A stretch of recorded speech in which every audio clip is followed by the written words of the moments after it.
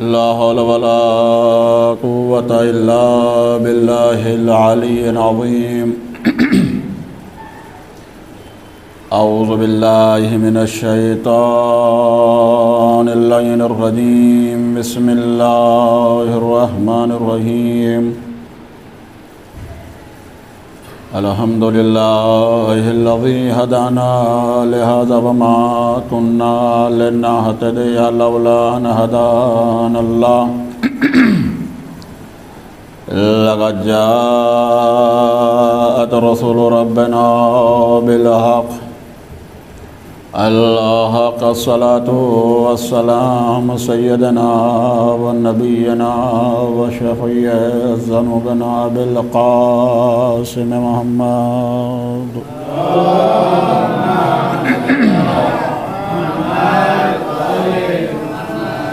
محمد وآله المحمد الطيبين الطاهرين المعصومين المظلومين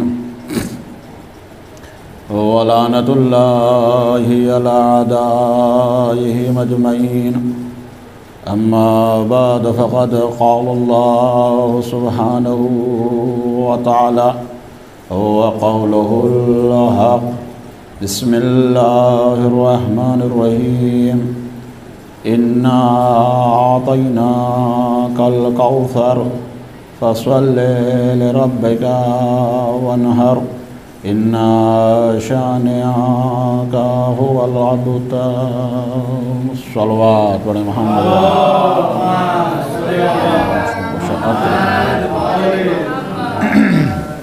حضرات گرامی قدر برادران عزیزی محبان آل محمد و پرصدران زہرا سلام اللہ علیہا، خمسہ مجالس کی آج کی یہ ہماری آخری تقریر ہے، آخری مجلس ہے۔ کل سے انشاءاللہ سلسلہ دوسرے ذاکرین کے ذریعے سے جاری و ساری رہے گا۔ میں اکثر اپنی مجالسوں میں تمہیدی گفتگو میں یہ کہا کرتا ہوں کہ پروردگار عالم نے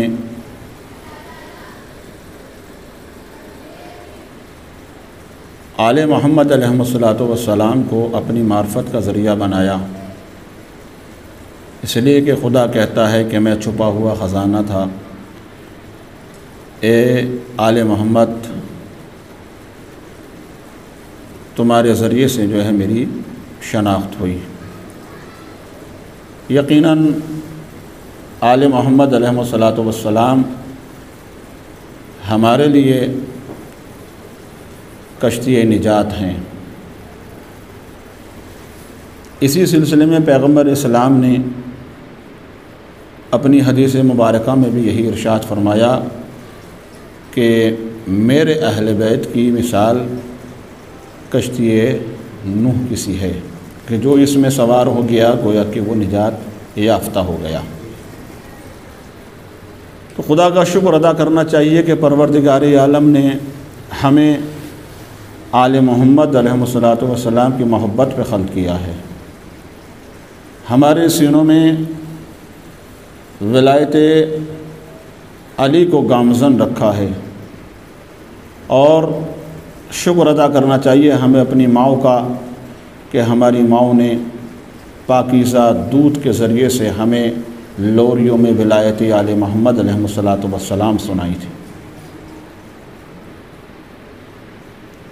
چونکہ یہ ایک ماں کا ذکر ہے، کائنات کی سب سے بڑی ماں صدیقہ طاہرہ جناب فاطمہ الزہرا سلام اللہ علیہا،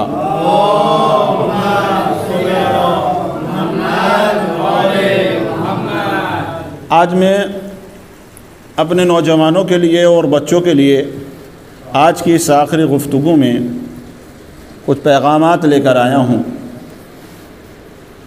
کیونکہ آج کے ماحول کو دیکھتے ہوئے یہ ساری باتیں منبر سے کرنا بہت ضروری سمجھتا ہوں۔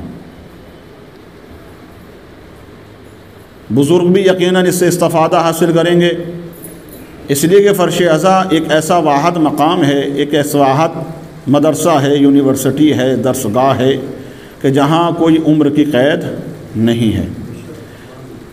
اس مدرسے میں، اس درس گاہ میں جس جگہ پوتا بیٹھتا ہے اسی جگہ پر دادا بیٹھتا ہے، تو لہٰذا اس میں عمر کی کوئی قید نہیں ہے۔ اور یہاں جب بھی آپ گھر سے چلا کریں تو یہ نیت کر کے چلا کریں کہ مجلس اعظہ سننے نہیں جا رہا ہوں بلکہ مجلس اعظہ سے کچھ سیکھنے جا رہا ہوں۔ جب آپ کی نیت یہ ہوگی تو یقیناً خدا جو ہے آپ کی نیت میں برکت عطا کرے گا۔ ہم صرف اگر سننے کی نیت سے آئیں گے تو بات کانوں تک محدود رہ جائے گی، سیکھنے کی نیت سے آئیں گے تو بات کانوں سے نکل کے دل تک پہنچے گی، اور جب تک کسی کی بات دل کو نہ چھو جائے تب تک انسان اس بات پر عمل نہیں کر سکتا۔ لہذا جب تک یہ باتیں ہمارے دلوں پہ اثر نہیں کریں گی تب تک آل محمد ہمیں سمجھ میں آنے والے نہیں ہیں، قرآن ہمیں سمجھ میں آنے والا نہیں ہے، خدا ہمیں سمجھ میں آنے والا نہیں ہے۔ چاہے آپ ساری زندگی جو ہے فرش اعظہ پر بیٹھے رہیں، چاہے ساری زندگی مجلس شہید و شہداء برپا کرتے رہیں۔ لہذا میں بچوں کے لیے عرض کر رہا ہوں، جب کہ آپ گھر سے چلا کریں، سب سے پہلا فریضہ، ابھی بہت سی مجلسیں باقی ہیں، حالانکہ یہ بات مجھے سب سے پہلے مجلس میں آپ کی خدمت میں عرض کرنی چاہیے تھی، لیکن دیر آئے درست آئے، سن لیجئے، ابھی بہت سی مجلسیں باقی ہیں۔ مجلس میں بھی بیٹھنے کے کچھ شرائط ہیں، مجلس میں بیٹھنے کے بھی کچھ آداب ہیں۔ یوں ہی نہیں کہ آپ بیٹھ جائیں، یوں ہی نہیں آپ آ جائیں، یہ بھی ایک بڑی عظیم ترین عبادت ہے۔ آپ خود بتائیں، آپ اسے عبادت سمجھتے ہیں یا نہیں سمجھتے ہیں؟ یقیناً ذکر آل محمد علیہ السلام ایک عظیم ترین عبادت ہے، اور یہ ایک ایسی عبادت ہے کہ جس کو کرنا جو ہے ہر ایک شیعان علی کے لیے لازم اور واجب سمجھتے ہیں، اور ایسی عبادت ہے کہ جس پر نماز جیسی عبادت کا دار و مدار ہے۔ نہیں، ابھی بات واضح نہیں ہوئی ہے۔ بات یہ کہنا چاہتا ہوں کہ ذکر آل محمد اتنی عظیم ترین عبادت ہے، آپ 1000 رکعت نماز پڑھ لیں، آپ آب زمزم سے وضو کر لیجئے، خدا کرے کہ آپ خانہ کعبہ جا کر اس سے قریب کھڑے ہو کر نماز پڑھیں، آپ نبی کریم کی مسجد نبوی میں جا کے نماز پڑھ لیں، آپ سارا رات نماز تہجد پڑھیں یا سارا رات اپنی قضاء عمری پڑھتے رہیں، سارا رات آپ نمازیں پڑھ کر اپنی رات کو گزار دیں، اگر نماز میں آپ کی نماز بھی صحیح، آپ کا وضو بھی صحیح ہے، آپ کا لباس بھی صحیح ہے، آپ کا جسم بھی پاک و پاکیزہ ہے، آپ کی مسجد بھی پاک و پاکیزہ ہے، آپ کا مصلی بھی پاک و پاکیزہ ہے، سب کچھ درست ہیں، سب کچھ شریعت کے مطابق ہیں، آپ جب نماز پڑھنے کے لیے آئیں، آپ نے نماز پڑھی، آپ نے تکبیر کہی قربتاً اللہ، آپ 1000 رکعت نماز پڑھ لیں، اگر تشہد کے بعد آل محمد پر درود نہ پڑھیں، نہیں توجہ نہیں کر رہے ہیں آپ حضرات، ذرا بولا کریں ان باتوں پر۔ 1000 رکعت نماز پڑھنے سارا رات آپ، میں نے کہا نہیں آپ آب زمزم سے وضو کر لیں، سب کچھ درست ہو، سب کچھ شریعت کے مطابق ہو، لیکن آپ اپنی نماز میں تشہد کے بعد آل محمد پہ درود نہ پڑھیے تو آپ کا ایک بھی سجدہ خدا کی بارگاہ میں قابل قبول نہ ہوگا۔ تو پتہ یہ چلا کہ ساری عبادتوں کا دار و مدار نماز پر ہے، اور نماز کا دار و مدار آل محمد کی محبت پر ہے۔ درود پڑھے محمد و آل محمد پر۔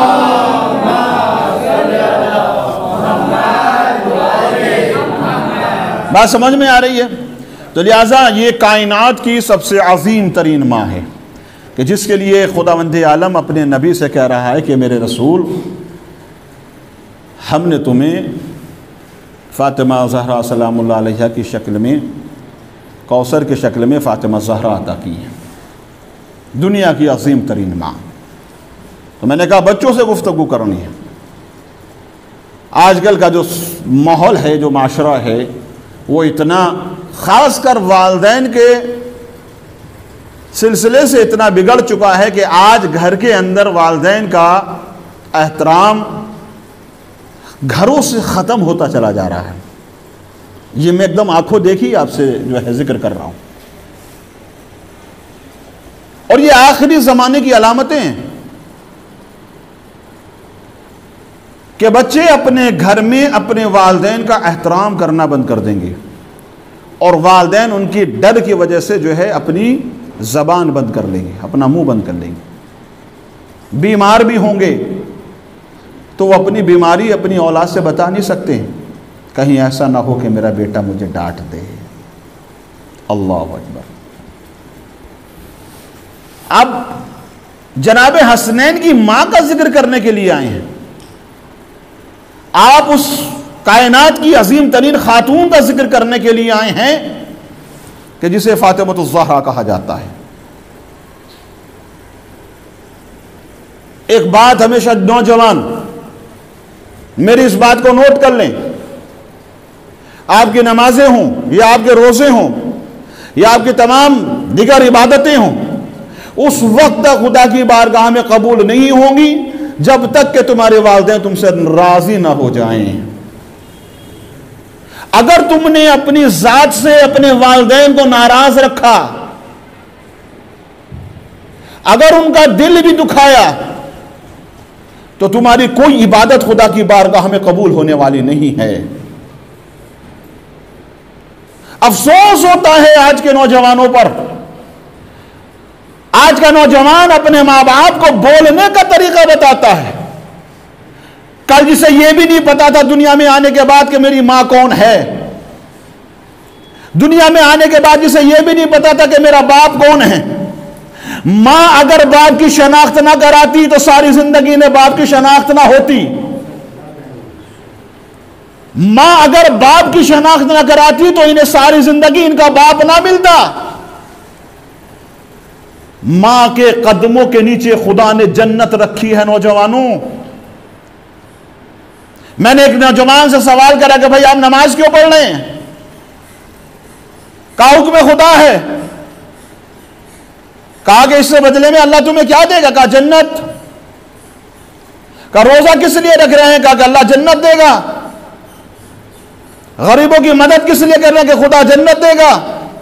یتیموں کی مدد کس لیے ہو رہی؟ کہ جنت دے گا۔ مسجد امام بارگاہ کیوں بنائی جا رہے ہیں؟ کہ جنت دے گا۔ اعمال صالح آپ کس لیے کر رہے ہیں؟ کہ خدا ہمیں جنت عطا کرے گا۔ یہی تو پیغمبر اسلام نے بتایا ہے۔ میں نے کہا کہ میرے نوجوان ذرا یہ تو بتا دے کہ جس جنت کے لیے تو اتنی محنتیں اور مشقتیں کر رہا ہے، کیا تو نے اس جنت کو دیکھا ہے؟ یہ بتا میرے نوجوان، جو جس جنت کے تو محنتیں اور مشقتیں کر رہا ہے، تو گرمیوں کے روزے رکھ رہا ہے، سردیوں میں نمازیں پڑھ رہا ہے، اپنا قیمتی سرمایہ غریبوں یتیموں اور بیواؤں پہ خرچ کر رہا ہے، امام بارگاہ اور مسجدیں الحمدللہ اللہ کی توفیق سے بنوا رہا ہے، تو یہ سب جنت کے لیے نا۔ تو میرے نوجوان یہ بتا دے کہ تو نے اس جنت کو دیکھا کہ نہیں؟ ہمیں تو خدا نے بتایا ہے کہ جنت ہے۔ میں نے کہا نہیں، اس سے پہلے ہمارے اللہ کے رسول نے بتایا ہے کہ جنت میں تمہیں بتاتا کہ جنت کہاں ہے، تمہیں زیادہ دور جانے کی ضرورت نہیں ہے۔ وہ جنت کہ جو تم نے دیکھی بھی نہیں ہے، وہ جنت جس کا صرف تصور ہے کہ جنت ملے گی، اس جنت کے لیے اتنی محنتیں، اس جنت کے لیے اتنی مشقتیں، اس جنت کے لیے اتنی بھاگا دوڑ، اس جنت کے لیے اتنی زحمتیں اٹھائی جا رہی ہیں کہ ہمیں جنت ملے۔ اور اللہ کا رسول کہہ رہا ہے کہ تم جنت تلاش کہاں کر رہے ہو؟ جنت زیادہ دور نہیں ہے۔ ہم تمہیں بتاتے ہیں نوجوانوں کہ جنت کہاں ہے۔ الجنت تحت اقدام الامہات، کہ جنت تو تمہاری ماؤں کے قدموں کے نیچے ہے۔ کہ وہ جنت جسے تم نے دیکھا ہی نہیں ہے، اور اس جنت کے لیے تم اتنی بھاگا دوڑ، اتنی محنت و مشقتیں کر رہے ہو، اور وہ جنت جس کو خدا نے ماں کے قدموں کے نیچے رکھا ہے، وہ جنت تمہیں نظر نہیں آتی ہے۔ اور سنیے، جب تک کہ یہ جنت تم سے راضی نہ ہو جائے، توجہ چاہوں گا، جب تک کہ یہ جنت جو آپ کے گھر میں موجود ہے خدا نے ماں کی شکل میں رکھی ہے، جب تک کہ یہ جنت تم سے راضی نہ ہو جائے تو اس جنت کا خواب بھی مت دیکھنا، اس لیے کہ اس جنت کا راستہ اس جنت سے ہو کر ہی جاتا ہے۔ جب تک کہ ہم اپنی ماں کو راضی نہ کر لیں، آپ حسین کی ماں کے فضائل سننے آئے ہیں، آپ حسین کی ماں کے مصائب سننے آئے ہیں، آپ حسین کی ماں کی فرش عزا پر بیٹھنے آئے ہیں، تو حسین کی ماں جب ہی خوش ہوگی جب تم اپنی ماں کو اپنے آپ سے خوش کر لو گے۔ اس نوجوان کو امام حسین کی ماں کے حق میں، امام حسین کی ماں کے غم میں فرش عزا پر بیٹھنے کا حق نہیں ہے کہ جو اپنی ماں کو اپنے آپ سے راضی نہ رکھ سکے۔ کوئی حق نہیں بنتا اس نوجوان کو جناب زہرا کے غم میں رونے کا، کوئی حق نہیں بنتا اس نوجوان کو جناب زہرا کے فضائل پہ ہاتھ اٹھانے کا، کوئی حق نہیں بنتا جناب زہرا کے نام پہ تبرک کھانے کا، اس حق کو کہ اس نوجوان کو کہ جس نے اپنی ماں کو اپنے آپ سے ناراض رکھ رکھا ہے۔ جناب زہرا اسی نوجوان سے راضی ہوں گی کہ جو نوجوان اپنی ماں کو اپنے آپ سے راضی رکھے گا، ورنہ آپ کتنی بھی عبادتیں کر لیں، آپ روزانہ فرش عزا بچھا لیں، آپ جو ہیں جتنی چاہیں عبادتیں کر لیں، جتنی آپ کے اندر قوت و طاقت اور آپ کا عقیدہ ہے، لیکن اس بات کو یاد رکھیے گا کہ والدین کو اگر ناراض کر دیا تو کوئی عمل بھی خدا کی بارگاہ میں قبول نہیں ہوگا، چاہے آپ راہ خدا میں اپنی گردن کٹوا کے مر جائیے گا، مرنا ہی ہوگا۔ شہید تو وہ ہوگا کہ جس کے والدین اس سے راضی ہوں گے، وہ شہید کہلائے گا، اور جس نے اپنے ماں باپ کو اپنے آپ سے ناراض رکھ رکھا ہے وہ اگر راہ خدا میں اپنی گردن بھی کٹا دے تو کوئی فائدہ نہیں ہے، کوئی اجر اسے ملنے والا نہیں ہے، اس لیے کہ خدا عادل مطلق ہے۔ آپ دنیا میں اپنے ماں باپ کو ستاؤ گے، آپ اپنی دنیا میں اپنے ماں باپ کو پریشان کرو گے اور خدا تمہیں جنت عطا کر دے گا؟ خدا نے یہ مربی بنا کر بھیجے ہیں، اور قرآن مجید میں متعدد مقامات پر باقاعدہ حکم دیا کہ خبردار اپنے والدین کے سامنے لفظ اوف بھی مت کرنا، ان کے سامنے بلند آواز سے نہ بولنا، اونچی آواز سے ان کے ساتھ گفتگو مت کرنا۔ اسلام تو یہاں تک تعلیمات دے رہا ہے، خبردار جس راستے پہ تمہارا باپ جا رہا ہو اس سے آگے مت چلنا۔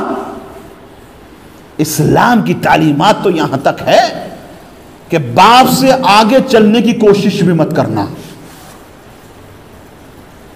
باپ جس راستے پہ ہے اس کے پیچھے ہی چلنا، باپ کے برابر بھی مت چلنا، باپ کے پہلو میں بھی مت بیٹھنا۔ چوتھے امام کے لیے روایت ملتی ہے کہ چوتھے امام جس دسترخوان پر بیٹھ کے کھانا کھاتے تھے اور امام بیٹھ کے کھانا کھاتے تھے تو امام کو یہ خوف رہتا تھا کہ کہیں بابا کی شان میں کوئی گستاخی نہ ہو جائے۔ کسی نے سوال کر لیا کیسے؟ کہا کہ جس روٹی کی طرف میں ہاتھ بڑھاؤں یا جس نوالے کی طرف ہاتھ میں بڑھاؤں اور اسی کی طرف میرا بابا بڑھائے اور میں اس کی طرف ہاتھ بڑھا دوں۔ ہمارے ائمہ ان باتوں کی بھی احتیاط کیا کرتے تھے، درس تھا قسم خدا کی۔ چوتھے امام کہتے کہ ایسا نہ ہو کہ میرے بابا دسترخوان پہ جو ہے اس چیز کے لیے ہاتھ بڑھائیں اور میں اس سے پہلے ہاتھ بڑھا دوں تو میں بیٹھتا نہیں ہوں، کہ ایسا نہ ہو کہ مجھ سے جو بے ادبی ہو جائے۔ آج کا نوجوان جناب زہرا کی مجلس کرنے کے لیے آ کے بیٹھا ہے، ماں کو ماں نہیں سمجھتا، مولا کائنات کے فضائل سن کے واہ واہ کرتا ہے۔ حق نہیں بنتا اس نوجوان کو مولا کائنات کے فضائل پر بولنے کا کہ جو اپنے باپ کو باپ نہیں سمجھتا ہے، کوئی حق نہیں بنتا اس کو، کوئی حق نہیں بنتا اس نوجوان کو جناب زہرا کے نوحے پہ ماتم کرنے کا کہ جو اپنی ماں کو ماں نہیں سمجھتا ہے، کوئی حق نہیں بنتا اس نوجوان کو جو کوئی حق نہیں بنتا اس نوجوان کو جناب زہرا کے فضائل اور قصیدے پڑھنے کا کہ جو اپنی ماں کو اپنے آپ سے ناراض رکھتا ہے۔ جب آپ اس طرح کا کوئی نوجوان جناب زہرا کا قصیدہ پڑھتا ہوگا، جناب زہرا کا نوحہ پڑھتا ہوگا، جناب زہرا کے نوحے پہ ماتم کرتا ہوگا تو یقیناً جناب زہرا کہتی ہوں گی کہ میرے نوحہ پڑھنے والے، میرے فضائل پڑھ کے مجھے خوش کرنے والے پہلے اپنے آپ کو، اپنی ماں کو تو اپنے آپ سے اپنی ماں کو تو راضی کر لے۔ اہل بیت علیہ السلام کو اگر راضی کرنا ہے، نوجوانوں، بچوں، سن لیجئے، مجلس سے آپ بہت سنتے ہیں، مجلس سے آپ بہت کرتے ہیں، ماتم بہت کرتے ہیں، بہت نوحہ خوانی کرتے ہیں آپ، لیکن یہ سب اسی وقت خدا کی بارگاہ میں قابل قبول ہوگا کہ جب تم اپنے آپ سے اپنے والدین کو راضی رکھو گے۔ دونوں میں سے کوئی ایک بھی اگر ناراض ہو گیا تم سے تو نہ تمہاری تلاوت کلام پاک خدا کی بارگاہ میں قبول ہے، نہ تمہارا کوئی چھوٹے سے چھوٹا عمل یا بڑے سے بڑا عمل خدا کی بارگاہ میں قبول ہوگا۔ اس کو نوٹ کر لیجئے گا، آسان بات ہے۔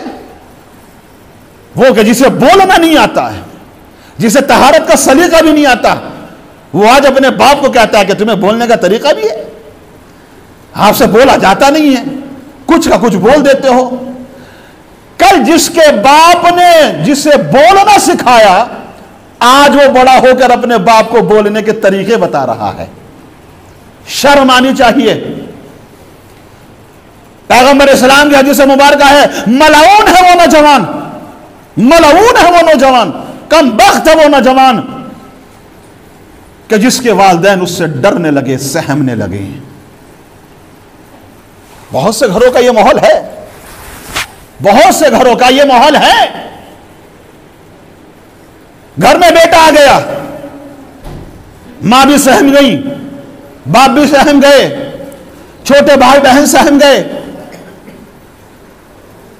جیسے بیٹا نہیں ہے کوئی کالا ناگ گھر کے اندر آ گیا کہ اب سب کو ڈس لے گا۔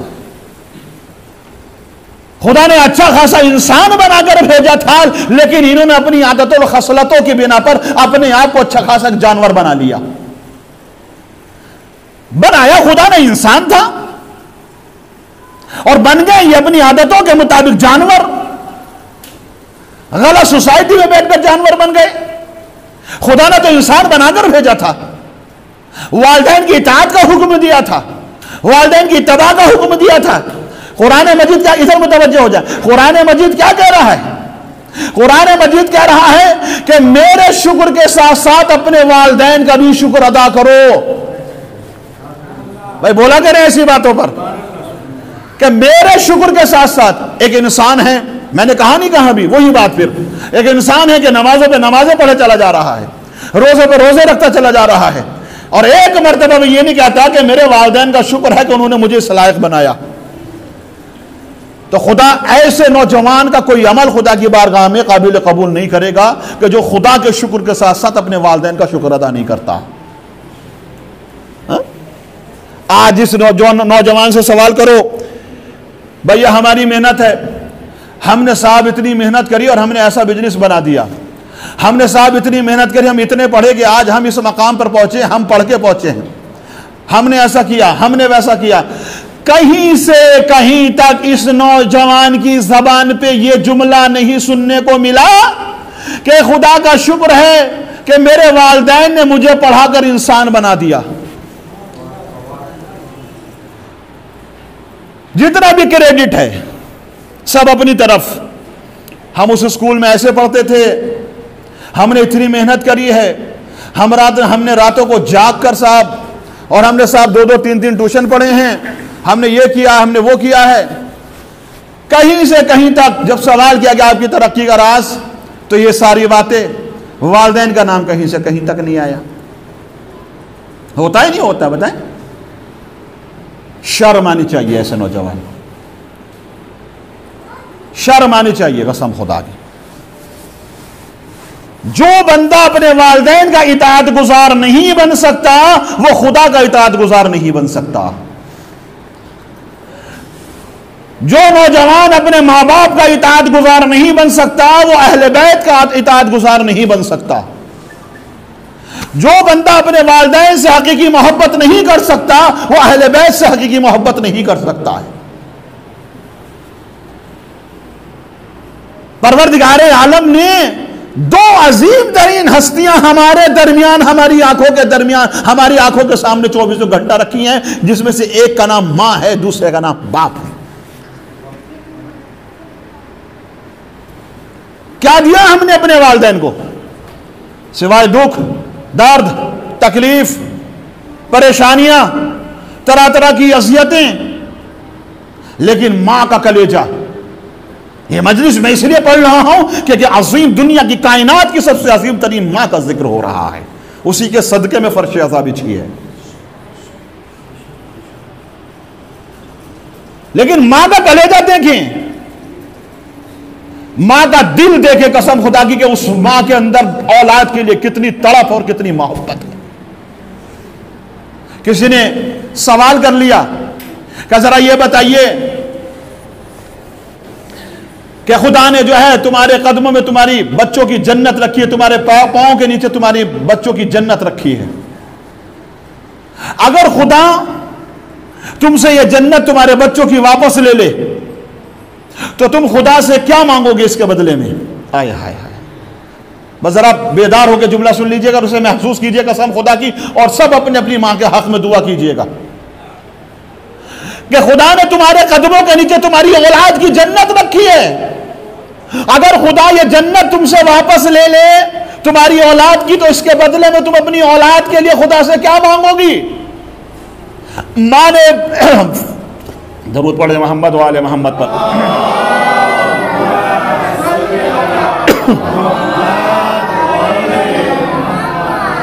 کہ اگر خدا تم سے یہ واپس لے لے تو تم اس کے بدلے میں خدا سے کیا مانگو گی؟ تو فوراً ماں نے، ادھر متوجہ ہو جائیں، فوراً ماں نے کہا کہ میں خدا سے اپنی اولاد کا مقدر لکھنے کا حق مانگوں گی۔ کہ میں خدا سے اپنے ہاتھوں سے اپنی اولاد کا مقدر، اپنی اولاد کی تقدیر لکھنے کا حق مانگوں گی۔ ماں جب اپنی اولاد کا مقدر لکھے گی تو کیسا لکھے گی؟ کیسا لکھے گی بتائیں؟ اس عظیم ہستی کو پہچانے قسم خدا کی۔ آج بڑی بے احترامی ہو رہی ہے اس لفظ ماں کی گھر کے اندر۔ ضعیف باپ کو تو باپ ہی نہیں سمجھا جا رہا۔ گھر میں خالی پڑے رہتے ہو، جاؤ تھوڑا سا کچھ کام کر لیا کرو، سبزی ہی لے آئے کرو۔ گھر میں پڑے رہتے ہو، جاؤ تھوڑا سا کچھ کر لو، بچے ہی کھلا لیا کرو۔ اتنا نہیں تو جب کم سے کم بچوں کو ٹیوشن سے تو لا سکتے ہو، ٹیوشن تک تو پہنچا سکتے ہو، گھر میں پڑے ہی رہتے ہو۔ باپ نہیں ہے جیسے گھر کے اندر کوئی نوکر ہو، باپ نہیں جیسے گھر کے اندر کوئی خادم لے کے آئے ہوں۔ گفتگو کسی نوکر سے ہو رہی ہے۔ ارے شرم کرو قسم خدا کی، شرم کرو نوجوانوں، شرم کرو۔ اس باپ نے تمہیں انگلی پکڑ کر چلنا سکھایا ہے، اسی باپ نے تمہیں دنیا دکھائی ہے، اسی باپ نے تمہیں چلنا سکھایا ہے، تمہیں بولنا سکھایا ہے۔ آج اگر یہ تھک گیا چلتے چلتے،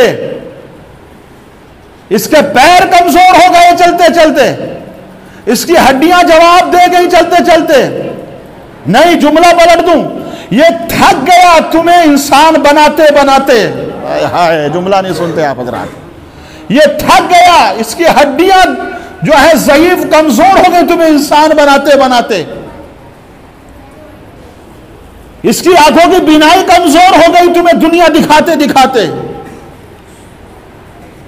اس کے پیر کمزور ہو گئے تمہیں دنیا چلاتے چلاتے۔ آج تم اس باپ سے کہہ رہے ہو بیٹھے رہتے ہو، بیٹھے رہتے ہو۔ ڈر لگتا ہے آج کے دور میں باپ اگر بیٹے سے 2 پیسہ مانگ لے، کہ ایسے نہ ہو کہ بیٹا جو ہے بھڑک کر ہمیں جواب دیتے، توہین ہو جائے گی۔ خدا جب تک کہ والدین کی اطاعت نہیں کرو گے میرے جوانوں، میرے بچوں، اس وقت تک کوئی عمل تمہارا قبول ہونے والا نہیں ہے۔ اس بات کو نوٹ کر لیجئے قیامت تک کے لیے۔ کوئی اگر یہ کہے کہ اب ہمارے والدین تو دنیا میں نہیں ہیں تو وہ بچ نہیں سکتے۔ کوئی اگر یہ کہے کہ ہمارے والدین دنیا میں نہیں ہیں تو وہ کیا بچ سکتے ہیں؟ کیا ہمارے والدین دنیا میں نہیں ہیں؟ دیکھ لیے، والدین جو زندہ ہوں، والدین جو ہے دنیا سے گزر گئے ہوں، ان کے چلے جانے سے فرائض کم نہیں ہو جاتے۔ جب تک آپ اور میں زندہ ہیں اس وقت تک ہمارے والدین کے حقوق ہماری گردن پر موجود ہیں. اتنا سمجھ لیجئے گا جب تک ہم زندہ ہیں. ارے آج اگر اپنے والدین کی اطاعت کر لو گے، اپنے والدین کی خدمت کر لو گے، اپنے والدین کی اگر ان کی فرما برداری کر لو گے تو یہ آپ ہی کے حق میں بہتر ہے. یہ ساری باتیں جو ہیں یہ آپ کے حق میں ہیں. اس لیے کہ جب آج آپ اپنے والدین کے ساتھ احترام سے بولو گے، آج اگر آپ اپنے والدین کی اطاعت کرو گے، آج اگر آپ اپنے والدین کی خدمت کرو گے تو کل آپ کی اولاد آپ کی خدمت کرے گی. آج آپ اپنے والدین کا احترام کرو گے تو کل آپ کی اولاد آپ کا احترام کرے گی. اور اگر آج تم اپنے والدین کی بے ادبی کرو گے تو پھر کل کے دن کے لیے تیار ہو جائیے گا. یہ آپ کی اولاد آپ کی بے ادبی کرے گی، آپ کی توہین کرے گی، آپ کو ذلیل و رسوا کرے گی، آپ کو اسی طرح سے ستائے گی جیسے کل آپ نے اپنے والدین کو ستایا تھا. ارے کم سے کم اپنے لیے، خدا کے لیے نہ صحیح، ان ضعیف ماں باپ کے لیے نہ صحیح، ارے کم سے کم اپنے لیے اپنی آخرت تو سنبھال لیجئے. آج اگر آپ اپنے والدین کے ساتھ برا برتاؤ کریں گے تو کل آپ کی اولاد آپ کے ساتھ برا برتاؤ کرے گی. آج آپ اپنے والدین کا ہاتھ پکڑ کے گھر سے باہر نکالیں گے تو کل آپ کی اولاد آپ کو آپ کا ہاتھ پکڑ کے گھر سے باہر نکال دے گی. تو کم سے کم اگر خدا کے لیے نہ صحیح، رسول کے لیے نہ صحیح، اہل بیت کے لیے نہ صحیح، کم سے کم اپنا بڑھاپا، اپنی ضعیفی، اپنی آخرت تو سنوار لیجئے اپنے والدین کی خدمت کر کے. ایک واقعہ ملتا ہے چھوٹا سا، پیغمبر اسلام، درود پڑھ دے محمد و آل محمد پر.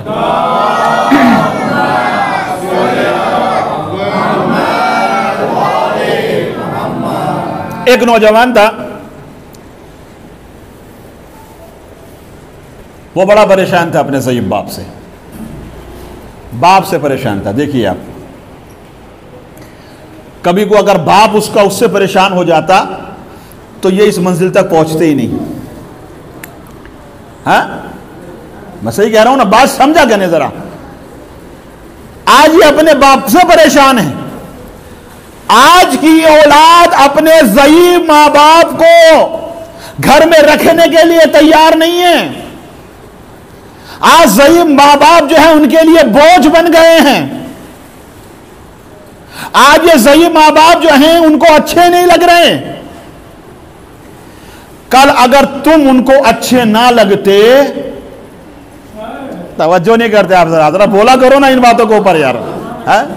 کل اگر تم ان کو اچھے نہ لگتے تو تم اس منزل پر پہنچ ہی نہیں پاتے. تمہیں سینے سے لگا کے رکھا، کان بھی اگر گرم ہو گیا تو دوڑ کے تمہاری ماں ڈاکٹر کے لے گی، قسم خدا کی. تمہیں بعد میں تکلیف ہوئی ہے، اس سے پہلے تکلیف کا احساس ہو گیا. تم بعد میں روئے ہو، تم سے پہلے اس نے رونا شروع کر دیا، قسم خدا کی. اور آج بھی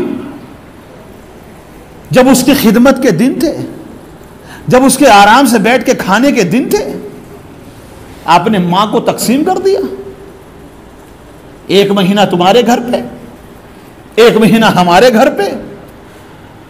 وہ بیچاری بس سڑکیں ناپ رہی ہے، وہ بیچاری سیڑھیاں ناپ رہی ہے.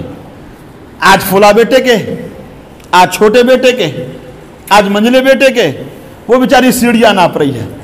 ذرا تصور کرے قسم خدا کی، اگر اس نے بچپنے میں ہمارے ساتھ یہی برتاؤ کیا ہوتا کہ نہیں آج ہمارے گھر نہیں، تم 3 سال کے 2 سال کے، جاؤ وہاں جاؤ، آج وہاں جاؤ، آج وہاں جاؤ، تو قسم خدا کے زندہ نہ رہ پاتے، زندگی نہ ملتی.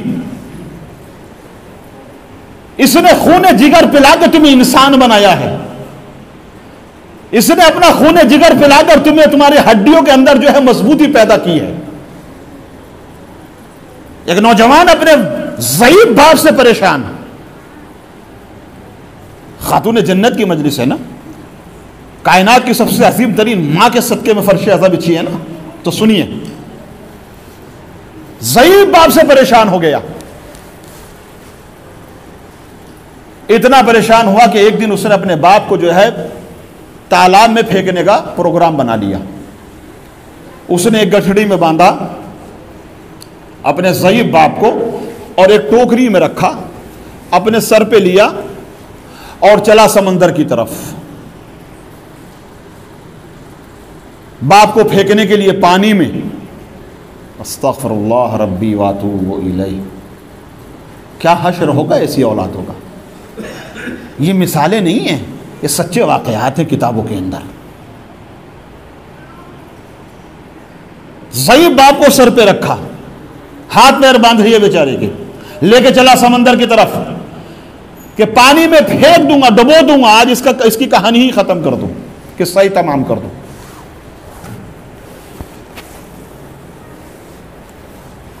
جیسے جیسے بیٹے کے قدم بڑھ رہے تھے، باپ بھی سمجھ رہا تھا کہ آج تیری موت تیرے سامنے ہے۔ جب سمندر کے قریب ہوا، پانی سے قریب ہوا، تو باپ نے اوپر سے اپنی نحیف آواز میں، کمزور سی آواز میں بیٹے سے کہا کہ میرے لال زیادہ سے پانی میں پھینکنا۔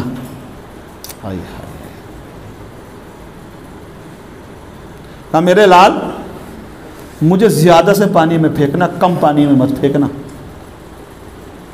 کہا کیوں؟ کہا کہ کم پانی میں پھینکو گے تو جان بہت مشکل سے نکلے گی، روح بہت تکلیف سے نکلے گی، زیادہ سے پانی میں پھینکنا، اس لیے کہ میں نے اپنے باپ کو کم پانی میں پھینکا تھا۔ بھائی دیکھیے، میں جو ہوں میرے خیال میں اردو میں مجلس پڑھ رہا ہوں یا فارسی میں پڑھ رہا ہوں؟ بات پہنچ رہی نا اب تک؟ ہاں بھائی، میں نے آپ سے پہلے روز کہا ہے کہ میں تو بھائی یہ استاد ہوں، ٹیچر ہوں، تو اسی انداز میں پڑھوں گا۔ خطابت کل سے سن لیجئے گا، آپ خوب واہ واہ کریے گا دل بھر کے، سبحان اللہ۔ پر میری مجلس میں کم سے کم آپ درود پڑھتے رہیے ثواباً، اللہم صلی علی محمد،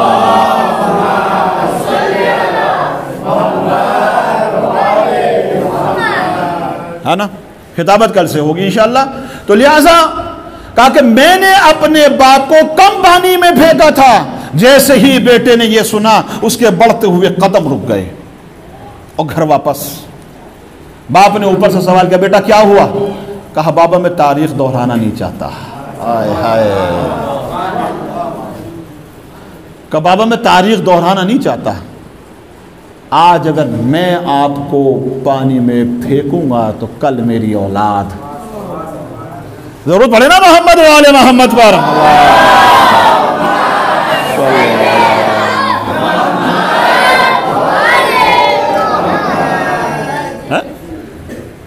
تو صدیقہ طاہرہ مادر حسنین کی مجلس کرنے آئے ہیں نا آپ، اگر مادر حسنین کو خوش کرنا ہے تو پہلے اپنی ماں کو خوش کرنا ہوگا۔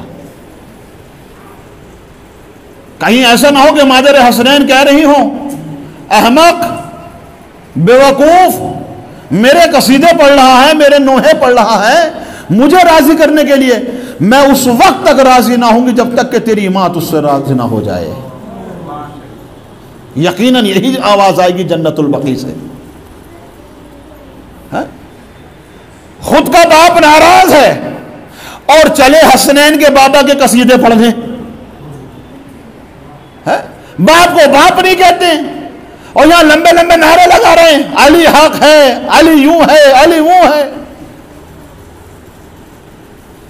حسنین کے بابا کو خوش کرنے سے پہلے یقیناً نجف سے آواز آئے گی، اے مجھے خوش کرنے والے بیوقوف نوجوان، پہلے اپنے باپ کو تو خوش کر لے۔ جب تو اپنے باپ کو اپنے آپ سے راضی کر لے گا تو میں خود بخود راضی ہو جاؤں گا۔ قصیدے پڑھے جاتے ہیں، خود کی بہن راضی نہیں اور چلے حسین کی بہن زینب کے سلام اور سوس پڑھنے، خود کی بہن خود سے راضی نہیں ہے اور چلے جناب زینب کا ماتم کرنے، اور صاحب چند روپے جمع کرنے کے بعد کہاں جا رہے ہیں؟ سیریا، شام جا رہے ہیں جناب زینب کے روزے کی زیارت کرنے۔ خود کی بہن راضی نہیں ہے اور حسین کی بہن کو راضی کرنے جا رہے ہیں۔ اپنی بہن کا حق ادا نہیں کیا، اپنے بہن کے حقوق مار لیے اور امام حسین کی بہن کو راضی کر رہے ہیں قصیدے پڑھ پڑھ کر۔ کبھی راضی ہونے والے نہیں ہیں، مر جائیے گا، اپنی گردن کاٹ کے جناب زینب کے قدموں پہ رکھ دیجئے گا۔ کتابوں سے پڑھ رہا ہوں. اپنی گردن کاٹ کے بدن کی بوٹیاں بوٹیاں کر کے بھی رکھ کے یہ کہیے گا کہ شہزادی ثانیہ زہرا ہم سے راضی ہو جائیں. آواز یہی آئے گی جب تک کہ اپنی بہن کو راضی نہ کر لے. بھائی بولا کریں ایسے جملوں پر, بولا کریں کہ جب تک تو اپنی بہن کو اپنے آپ سے راضی نہیں کر لے گا تب تک تجھ سے یہ حسین کی بہن راضی ہونے والی نہیں ہے. اور جس دن تو اپنی بہن کو اپنے آپ سے راضی کر لے گا تو مجھے راضی کرنے کی ضرورت نہیں, ادھر وہ راضی ہوگی ادھر میں راضی ہو جاؤں گی. بہن کے حقوق ادا نہیں ہو رہے ہیں, باپ کے حقوق ادا نہیں ہو رہے ہیں, چلے حسنین کے بابا کے قصیدے پڑھنے. بہن کے حقوق ادا نہیں ہو رہی, بہن کو بہن نہیں سمجھا جا رہا. ہم بہن سے نہیں بولتے ہیں, مہینوں سے سالوں سے بھائی بہن کی بول چال ہی نہیں ہے, بھائی بہن کی شکل دیکھنے کو تیار نہیں ہے. سب کو رشتے میں بلائیں گے, سب کو اپنے بیٹے کی شادی میں بلائیں گے, لیکن اس بہن کو نہیں بلائیں گے. کیوں؟ ہم اس سے ناراض ہیں. خدا را معاشرے سے جڑ کر رہیے, یہ انسانی معاشرہ ہے. جب آپ ایک دوسرے سے مل کر رہیں گے تو انسان کہلائیں گے, جب ایک دوسرے سے جو ہے الگ ہو جائیں گے تو حیوان کہلائیں گے. ہم سب کو بلا لیں گے, اپنی بہن کو نہیں بلائیں گے. بہن سے ناراض ہیں. ہم سب کو غیر قوم کے لوگوں کو بھی دعوت دیں گے لیکن اپنے بھائی کو نہیں بلائیں گے. ہم اس سے بہت ناراض ہیں, بہت نالائق ہے وہ. ہم بھائی کو نہیں بلائیں. حق غیر قوم کے انسان کو بلا کر دسترخوان پر اپنا مال بٹھا کر ادب و احترام سے کھلانے کے لیے تیار ہے, اور جس ماں کے شکم سے دونوں آئے ہیں اس بھائی سے ناراض, اس بھائی کو جو ہے پوچھنے کو تیار نہیں ہے. بھائی بھائی سے ناراض, بھائی بہن سے ناراض, باپ بیٹے کا احترام, بیٹا باپ کا احترام نہیں کر رہا, اولاد ماں کو ماں نہیں سمجھ رہی. تو پھر آپ خود فرش عزا پر بیٹھ کے اس بات کا فیصلہ کر کے جائیے گا کہ جو نوجوان اس طرح کے یا اس کیٹیگری میں آتے ہیں یا جنہوں نے اپنے والدین کو پریشان کیا تو کیا واقعاً وہ حسینی ہیں؟ کیا واقعاً وہ غدیری کہلانے کے لائق ہیں؟ کیا واقعاً وہ عاشورہ کے ماننے والے ہیں؟ نہ انہیں کربلا جانے کا حق, نہ انہیں جناب آئمہ اطہار کی شان میں قصیدے پڑھنے کا حق ہے کہ جو اپنے آپ سے اپنے رشتہ داروں کو, اپنے عزیزوں کو اور اپنے خاندان والوں کو یا اپنی فیملی کو ناراض رکھتے ہوں. کوئی حق نہیں بنتا ان کو, کوئی حق نہیں بنتا فرش عزا پہ آنے کا. جائیے پہلے اپنے آپ کو, پہلے اپنے آپ سے اپنے عزیزوں کو, اپنے دوستوں کو, اپنے بھائیوں کو اور اپنے جو ہے گھر والوں کو راضی کیجئے. تب راضی کیجئے گا یہاں بیٹھ کر حسین کی ماں کو. مجلس میں نہیں آئے, کیوں نہیں آئے مجلس میں؟ ارے مجلس میں ہمیں آنا چاہیے. اگر مجلس میں نہیں جائیں گے کیا ہوگا؟ جناب فاطمہ زہرا ناراض ہو جائیں گی. مجلس میں نہیں جائیں گے تو حسین ناراض ہو جائیں گے. مجلس میں نہیں جائیں گے تو خدا ناراض ہو جائے گا. خدا ناراض ہو جائے گا مجلس میں نہیں جائیں گے تو. باپ چاہے راضی ہو یا نہ ہو, باپ کی فکر نہیں ہے, خدا کی فکر ہے. ماں کی فکر نہیں ہے, فاطمہ زہرا کی فکر ہے. بہن کی فکر نہیں ہے, جناب زینب کی فکر ہے. یہ ہستیاں بھی اسی وقت تم سے راضی ہوں گی کہ جب تم سے تمہاری اپنی فیملی راضی ہوگی. اگر تم اپنی ذات سے اپنی فیملی کو راضی نہیں کر پاتے ہو تو پھر اہل بیت علیہ الصلوۃ والسلام تم سے کسی قیمت پہ بھی راضی ہونے والے نہیں ہیں. افسوس ہوتا ہے ایک حسینی ہو کر, ایک حسین کا عزادار ہو کر, ماتمی ہو کر والدین کو ستاتا ہے. ضعیف باپ کو گھر میں نوکر بنا کے رکھ رکھا ہے. ضعیف ماں کو گھر کی خادمہ بنا کے رکھ لیا. بیوی سے کہنے کی طاقت نہیں ہے کہ ہم باہر سے آئیں ایک کپ چائے بنا دیجئے. ضعیف ماں سے کہا جا رہا ہے کہ اماں اٹھ کے چائے بنا لائیے. کیوں؟ زوجہ کس لیے لے کے آئے ہو؟ وہ مالکن لے کے آئے ہو اور یہ خادمہ ہے. کبھی بھی ایسے نوجوان سے اہل بیت راضی ہونے والے نہیں ہیں چاہے وہ سارا زندگی فرش اعضاء پر بیٹھ کر گزار دے یا سارا زندگی مصلی پر بیٹھ کر گزار دے. سن لیجئے گا، میری باتیں کو تلخ ہوا کرتی ہیں لیکن لے کے جائیے گا ممبر سے.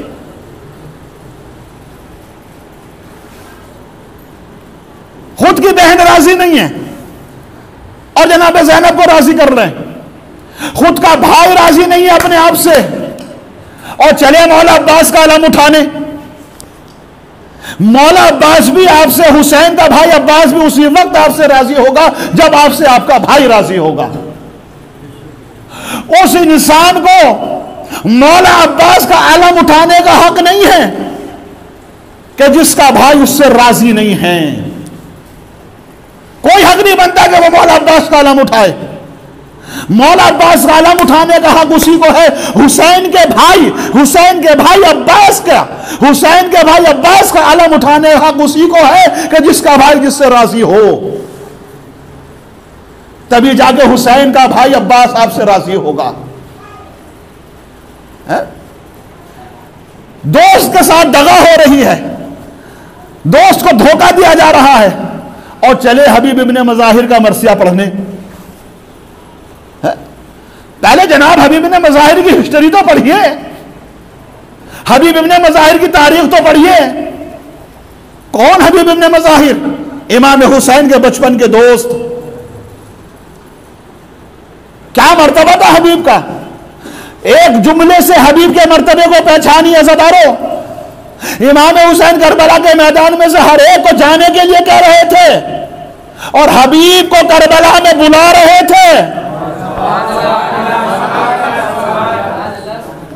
کہا نہیں کہا امام حسین نے کہ جاؤ میں چراغ گل کیے دیتا ہوں، سب چلے جاؤ، عباس تم بھی جاؤ، اکبر تم بھی جاؤ، اور محمد تم بھی چلے جاؤ، سب چلے جاؤ.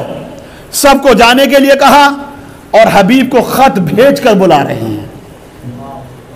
مقام دیکھیں آپ جناب حبیب ابن مظاہر کا. دوستی کی مثال دی جاتی ہے کہ دوست ہو تو حبیب جیسا ہو. کھانا تناول فرما رہے تھے نا، دخل باب کر دیا، کھانا چھوڑ دیا، زوجہ سے کہہ دیا، کہا کہ میرا بچپن کا دوست نواسے رسول حسین نے کربلا کے میدان میں بلایا ہے. تو عزادارو میں اپنی منزل پہ آ گیا، میرا ٹائم پورا ہو گیا لیکن باتیں پوری نہیں ہوئی ہیں. انشاءاللہ یہ سلسلہ یوں ہی جاری رہے گا. چونکہ میں نے ابتدائی مجلس میں آپ کی خدمت میں ایک جملہ کہہ دیا، کائنات کی سب سے عظیم ترین ماں کی فرش اعضاء بچھی ہے تو ماں کے اوپر گفتگو ہونی چاہیے، ماں کی عظمت بیان ہونی چاہیے. ماں کا ادب و احترام کیسے کیا جاتا ہے اس ماں کے صدقے میں بتانا ہے، اس ماں کے وسیلے سے بتانا ہے. جو گھر کے ماحول ہیں ان ماحولوں کو سدھارنا ہے. شاید کہ ہماری تقریروں سے یا ہماری مجلس سے کوئی ایک نوجوان سدھر جائے، کوئی ایک نوجوان جو ہے توبہ اور استغفار کر لے. آج کی اس مجلس میں جتنے بھی میرے نوجوان بچے اور بھائی بیٹھے ہوئے ہیں، خدا نہ خواستہ اگر انہوں نے اپنی ماں کا دل دکھایا ہے یا باپ کا دل دکھایا ہے یا دونوں کا دل یا دونوں میں سے کسی کا، تو آج جب فرش اعضاء سے بے اٹھیں، اس سے اٹھے تو توبہ اور استغفار کر کے اٹھیے گا قسم خدا کی، ورنہ پھر مجلس حسین میں آنے کا فائدہ نہیں ہے. مت آئیے مجلس حسین میں، گھر رہیے، گھر بیٹھیے، وہ فائدہ مند رہے گا. یہاں آئیں گے تو زہرا ناراض ہو جائیں گے، تکلیف ہوگی ان کو کہ میں تو اس سے ناراض ہوں، میں تو اس سے ناراض ہوں. کوئی شخص اگر آپ سے ناراض ہو اور آپ بغیر بلائے اس کے گھر پہنچ جائیں تو وہ کیسا فیل کرے گا؟ ہمیں یہ کیوں آ گئے؟ ان کی تو دعوت بھی نہیں تھی، ہم نے تو 5 آدمیوں کو بلایا تھا، انہیں تو بلایا بھی نہیں تھا، یہ کیوں آ گئے؟ شاید کہ جناب زہرا بالکل اسی طرح سے کہیں اس نوجوان کو دیکھ کر جب وہ عزا خانے میں داخل ہوگا تو جناب زہرا کہے گی کہ میں تو اس سے ناراض ہوں، یہ کیوں آ گیا فرش عزا پر، میں اس سے ناراض ہوں، یہ اپنے ماں باپ کو راضی نہیں رکھتا ہے، یہ اپنی ماں کو ماں نہیں سمجھتا، یہ اپنے باپ کو باپ نہیں سمجھتا ہے، یہ اپنے بہن کے حقوق ادا نہیں کرتا، ماں کے حقوق ادا نہیں کرتا، باپ کے حقوق ادا نہیں کرتا، یہ فرش عزا پہ کیوں آ گیا؟ شاید امام حسین یہی کہیں۔ تو اس طرح کا نوجوان جو اپنے والدین کو ستا رہا ہے، حقوق ادا نہیں کرتا بہن کے، بھائی کے، ماں کے، باپ کے، وہ فرش عزا پہ نہ آئے، ورنہ جناب زہرا کو، امام حسن کو، امام حسین کو، اہل بیت اطہار علیہ السلام کو تکلیف ہوگی۔ آپ کی دعوت نہیں ہے، آپ بغیر بلائے آ گئے تو تکلیف تو ہوگی نا۔ توبہ کیجئے، استغفار کیجئے خدا کی بارگاہ میں، انہی اہل بیت، انہی 14 معصومین کا واسطہ دے کر توبہ اور استغفار کر کے جائیے گا کہ پروردگار اب تک تو والدین کی شان میں گستاخی ہو گئی تھی یا میں کر رہا تھا، اب آئندہ ایسی حرکت یا ایسی گستاخی یا ایسی غلطی والدین کی شان میں کبھی نہیں ہوگی۔ توبہ کیجئے گا، استغفار کیجئے گا یہیں بیٹھے بیٹھے، اگر چاہتے ہو کہ تم سے اہل بیت خوش ہو جائیں، یا جن کے والدین دنیا سے گزر گئے ہیں انہوں نے اگر والدین کی شان میں گستاخی ان کا دل دکھایا ہو، وہ بھی توبہ اور استغفار کر لیں، وہ بھی استغفار کریں فرش عزا پر بیٹھے بیٹھے۔ ابھی یہ جگہ وہ جگہیں ہوتی ہیں جہاں دعا قبول ہوتی ہے، یہ دعا کی قبولیت کا بہترین مرکز ہے فرش عزا۔ ذکر آل محمد بہترین وسیلہ ہے دعا کی قبولیت کے لیے، آپ اسی ذکر کو وسیلہ بنائیں، آپ جناب زہرا کو اپنی دعا کا وسیلہ بنائیں اور دعا کریں کہ پروردگار جناب زہرا کے وسیلے سے میرے گناہوں کو بخش دے، اور آئندہ میں اپنی ماں کا یا اپنے باپ کا دل نہیں دکھاؤں گا انشاءاللہ۔ پروردگار ہمیں والدین کی اطاعت کرنے کا سلیقہ اور توفیق عطا فرمائے انشاءاللہ۔ درود پڑھیں محمد و آل محمد۔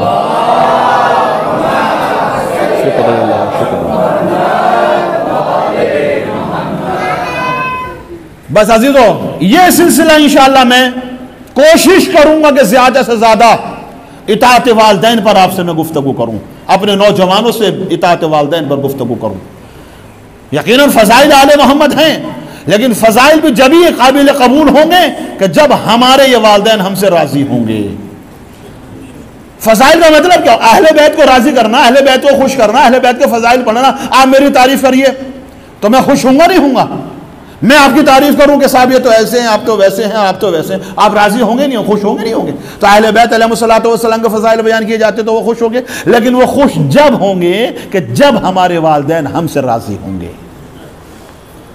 بھائی یہی ٹاپک میرا آئندہ مجلسوں میں انشاءاللہ رہے گا۔ حبیب ابن مظاہر کربلا میں بلائے گئے ہیں، لو میں منزل پہ آ گیا۔ جناب زہرا کی مصیبتیں کوئی آسان مصیبتیں نہیں ہیں۔ عزادارو، آپ میں سے اکثر اولاد فاطمی میں سے بیٹھے ہیں، تصور کریں کوئی اگر ہماری ماؤں کو آنکھ اٹھا کر بھی دیکھ لے تو کیا کوئی نوجوان برداشت کرے گا؟ کوئی ہماری گھر کی عورتوں کو آنکھ اٹھا کر بھی دیکھے تو ہم میں سے کوئی برداشت، کسی کی غیرت برداشت نہیں کرے، قسم خدا کی۔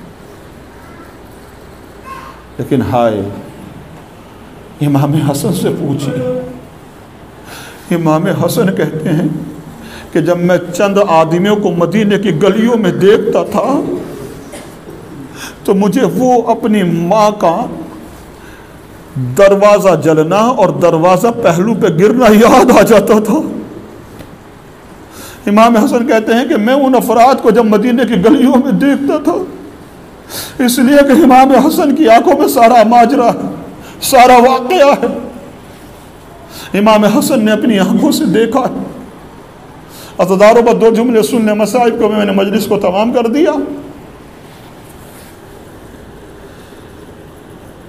جناب زہرا کی شہادت ابھی کافی دن پڑے ہیں انشاءاللہ، ایک شہادت ابھی گزری ہے۔ جناب زہرا کی شہادت کے بعد مولا کائنات نے اپنے آپ کو گھر کے اندر بند کر لیا تھا۔ گھر پر دق الباب ہوا، کسی نے دروازے پہ ہاتھ مارا، آنے والا تھا امام کا صحابی، امام کا چاہنے والا ورقہ۔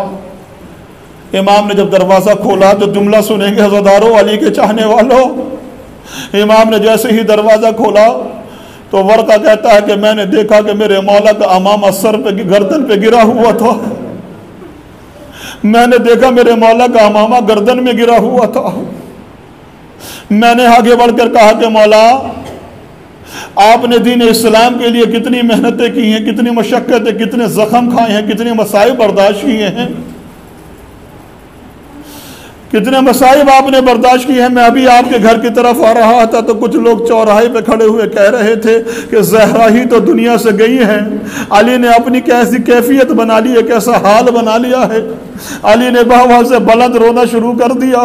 ایک مرتبہ ورقہ کا ہاتھ پکڑ کر علی نے کہا کہ ورقہ، اگر پیغمبر کی بیٹی اپنی موت دنیا سے جاتی تو میں سمجھ لیتا کہ اپنی موت دنیا سے گئی ہو، لیکن ہاں جس کے محسن کو شہید کر دیا گیا ہو، جس کا پہلو شکستہ کر دیا گیا ہو، تو اس کی مصائب اور اس کی مصیبت پر کیوں نہ روؤں۔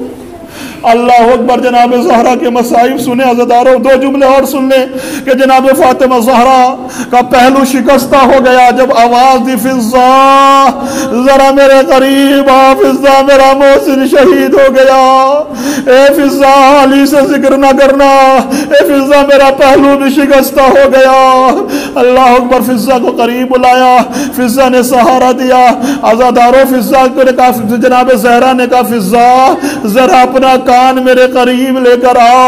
فضا کان قریب لے کر گئی، فضا کے کانوں میں کچھ کہا۔ عزادارو ایک مرتبہ زہرا نے اپنے آپ کو سنبھالا۔ عزادارو پسلیاں ٹوٹ چکی ہے، محسن شہید ہو چکا ہے، ایک ہاتھ بھی زخمی ہو چکا ہے، اب زہرا اس ہاتھ سے تسبیح الہی بھی نہیں کر پاتی۔ اللہ اکبر۔ جزاکم ربکم، خدا آپ کو کسی غم میں نہ رلائے۔ لو مجلس تمام ہوئی کہ جناب زہرا جو ہے اس ہاتھ سے تسبیح الہی، وہ ہاتھ تسبیح الہی سے محروم ہو گیا۔ عزادارو جناب زہرا نے فضا کو قریب بلایا تھا۔ عزادارو ہاں جناب زہرا ہے کہ ایک ہاتھ جناب زہرا کا پہلو پہ رکھا ہوا ہے، ایک ہاتھ دیوار کے سہارے سے لے کر زہرا اٹھتی اور بیٹھتی ہے۔ آپ کسی بھی ڈاکٹر سے جا کر سوال کر لیجئے گا، اگر کسی کی پسلیاں ٹوٹ جائے تو اسے سانس لینے میں کتنی تکلیف ہوتی ہے۔ جب وہ سانس لیتا ہے اسے ہر سانس پہ درد ہوتا ہے۔ ہاں جناب زہرا، ارے جس کی تین پسلیاں ٹوٹی ہو اور 75 دن، ارے 75 دن وہ کیسے زندہ رہی اور کیسے سانس لیتی رہی زہرا۔ ہاں زہرا کی پسلیاں شکستہ ہو گئی ہے عزادارو۔ ہاں جناب زہرا اتنی مظلومہ ہے۔ ہاں جناب زہرا نے کہا، علی اگر اجازت ہو، علی اگر اجازت ہو تو میں اپنا حق مانگنے چلی جاؤں۔ جناب زہرا ایک مرتبہ مسجد میں آئی اور آنے کے بعد زہرا سے کھڑا نہیں ہوا جاتا ہے، بامشکل تمام زہرا کھڑی ہو کر کہا، اے خلیفہ واغ فدق، میرا حق ہے، میرے بابا نے مجھے دیا تھا۔ اللہ اکبر۔ زہرا نے پورا خطبہ دے دیا۔ ہر ایک خطبہ سننے کے بعد زہرا قطار رو رہا تھا، لیکن ہاں زہرا کو حق نہ ملا۔ سیدہ زہرا واپس آ گئی۔